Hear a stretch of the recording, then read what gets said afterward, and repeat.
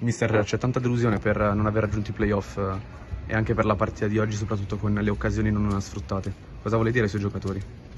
I miei giocatori dico che hanno fatto un gran campionato, fino all'ultimo siamo stati in corsa per i playoff, sapevamo che per arrivarci dovevamo arrivare a 60 punti, oggi come hai detto te purtroppo è stata una partita in cui abbiamo lasciato subito 2 occasioni e abbiamo preso gol alla prima, ne abbiamo lasciate altre 3 clamorose e abbiamo preso gol alla seconda, poi penso che la partita l'abbiamo sempre fatta noi, siamo riusciti a sbloccarla subito all'inizio del secondo tempo, quello che avevo chiesto ai ragazzi in spogliatoio di partire forti, di cercare subito l'episodio che cambiava la partita, poi non abbiamo più avuto la forza e la lucidità per andare a pareggiarle e poi magari a girarle nel finale.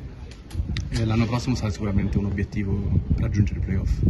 Sicuramente adesso c'è tanta amarezza, pensiamo a come è finito quest'anno e a quello che abbiamo fatto, sapendo che l'obiettivo era fare un campionato con una salvezza tranquilla e un sogno playoff. È veramente un peccato per le prestazioni, per i numeri che ha questa squadra in questo campionato molto equilibrato e con tante squadre attrezzate.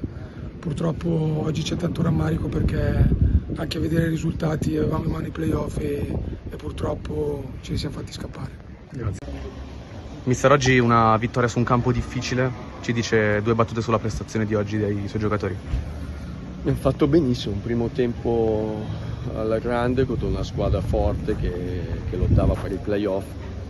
Il secondo tempo giustamente abbiamo cercato di difendere il 2-0, poi qualcosa si deve rischiare.